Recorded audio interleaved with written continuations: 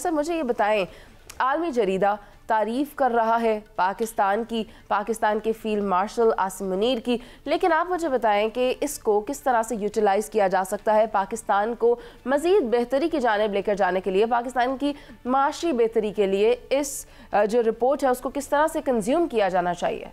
जी हाँ, देखें जिस तरीके से ये तो एक रिपोर्ट नहीं है, पीछे से ब्लूमबर्ग की भी देखे, वाशिंगटन टाइम्स है, फाइनेंशियल टाइम्स ने, अरब न्यूज़ ने लिखा, इसके बाद दिल्ली सबा ने भी लिखा, और इसके अलावा खलीज टाइम्स ने लिखा, बीबीसी ने, राइटर्स ने, ब्लूमबर्ग ने, और इसके अलावा बहुत सारे जो थे इलेक्ट्रॉनिक एंड सर प्रिंट आपने मीडिया ने। द हिंदू की रिपोर्ट भी पढ़ी होगी जो गुज़श्ता रोज शाया हुई है, वो भी कुछ इसी तरह की ही बात कर रहे हैं। बिल्कुल, हिंदू पे भी है, टाइम्स ऑफ इंडिया की भी रिपोर्ट है, हिंदुस्तान टाइम्स की भी है, और इनके बाकी चैनल्स में भी है। सो हम कह सकते हैं इलेक्ट्रॉनिक और प्रिंट मीडिया दोनों ने दुनिया भर में उन्होंने एक्नॉलेज किया, इंडोर्स किया है पाकिस्तान की प्रोमिनेंस को। और मेरा ये मानना है, आई बिलीव कि जो पाकिस्तान के जो देखें ना, इससे टेलीग्राफ में उन्होंने क्या लिखा, द स्टार्ट पॉइंट, उन्होंने कहा दैट वाज जब हमने शरीफुल्लाह को हैंड ओवर किया, तो उस पे प्रेसिडेंट ट्रम्प ने स्टेट ऑफ यूनियन एड्रेस पे गए हुए थे, तो वहां पे उन्होंने पाकिस्तान का शुक्रिया अदा किया।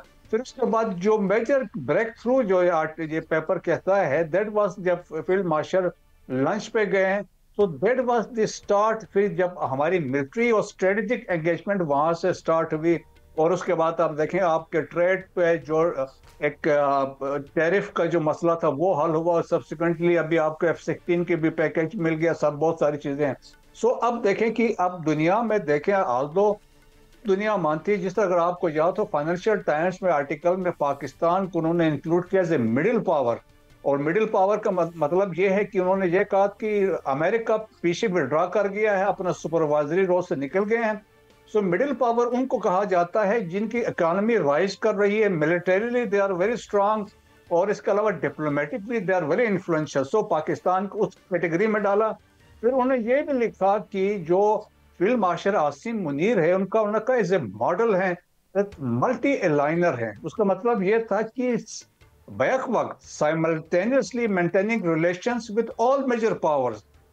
बिल्कुल इसी तरह से है, लेकिन जहाँ विजन की बात की जाए तो हम देखते हैं जो बड़े बड़े कायदीन हैं, कमाल अतातुर्क की बात कर लें, आप रजब तैयब एर्दोगान की बात कर लें, आप मोहम्मद अली जिन्नाह की बात कर लें, आप अमरीकी सदर डोनाल्ड ट्रंप को देखें, शी जिनपिंग को देखें, आप ये देखें कि विजनरी लीडर्स वो होते हैं जो पूरी कौमों को तश्कील दे देते हैं। और आज अगर पाकिस्तान के पास फील्ड मार्शल आसिम मुनीर की शक्ल में सरबराह मौजूद है, तो फिर आपको नहीं लगता साजिद हबीब साहब, आप मुझे बताएं कि कुछ पॉलिटिकल माइंडसेट्स को भी साथ अटैच होना चाहिए ताकि हम उस सतह पर ग्रो कर सकें, एक कौमी हैसियत के तौर पर आगे बढ़ सकें?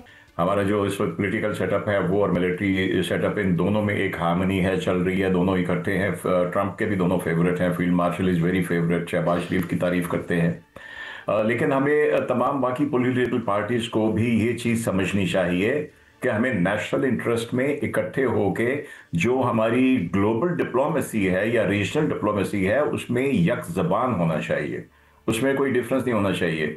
जो अभी सब बात कर रहे थे, मैं समझता हूँ कि ठीक है, वो काबुल वाले को हमने जो पकड़ के दिया, काबुल के अटैक वाले शरीफुल्लाह को, वो उनको बहुत अप्रिशिएट किया उन्होंने, लेकिन उसके बावजूद 6-7 मई की रात तक वैंस ने क्या कहा था कि नन ऑफ आवर बिजनेस, ये जो and don't expect our ability to stop this war between India and Pakistan.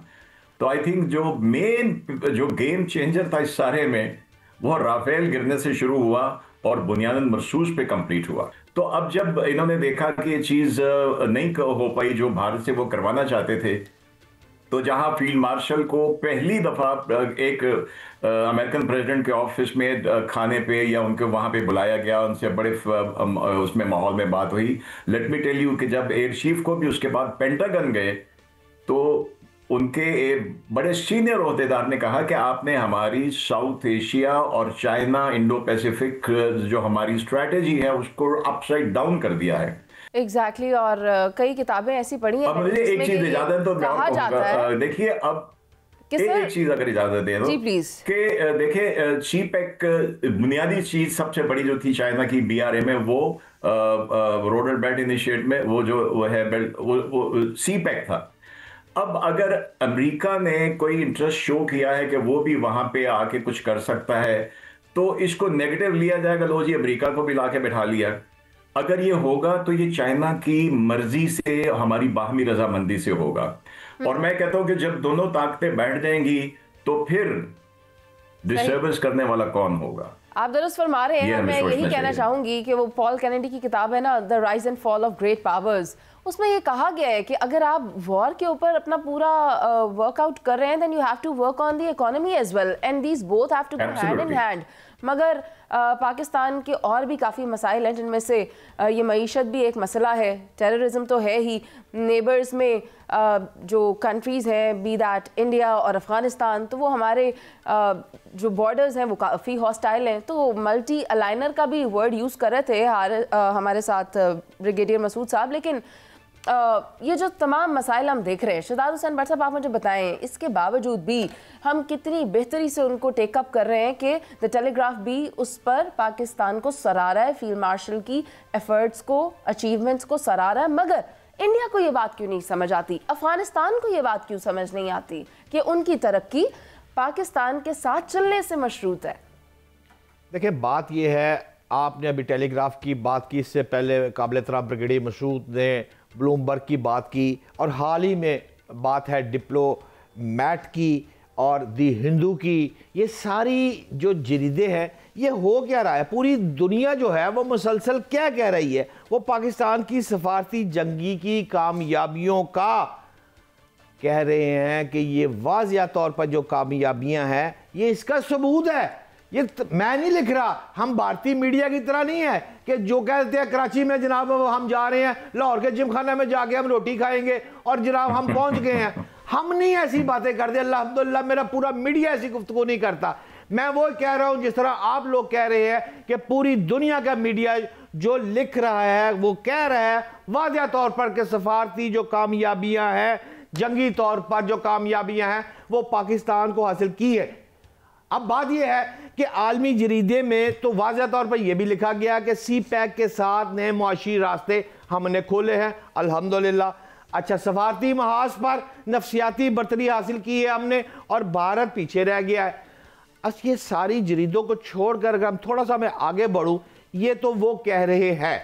अब बात यह है कि अगर हमने इस मौके पर, जब हम इस नहज पर आ गए हैं कि अल्लाह के रहमत से अब हमारा टैक्सी करता हुआ मुल्क जो है वो आवाज़ हवा के दोष पर फ़ज़ा में बुलंद होने वाला है, तो फिर हमें फितना खारिज को, पाकिस्तान के अंदर फसादियों को, इनको माफ़ नहीं करना। ये वक्त, ये निगोसिएशन का वक्त नहीं है।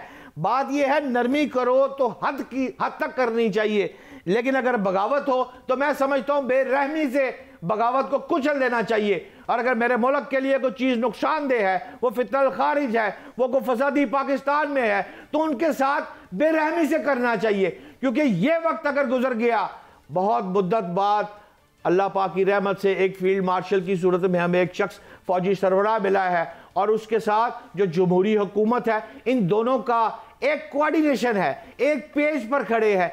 ये सदियों बाद ये ऐसी चीजें होती है। मुझे 70 साल में तो इतने आइडियल मुझे चीजें नजर नहीं आई।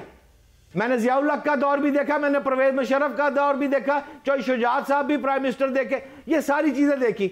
लेकिन अब जो इस वक्त दौर चल रहा है, इसमें तमाम लोग एक पेज पे है, और जब घर में तमाम लोग एक पेज पे होते हैं तो मुनीज़ मुल्क तरक्की करता है।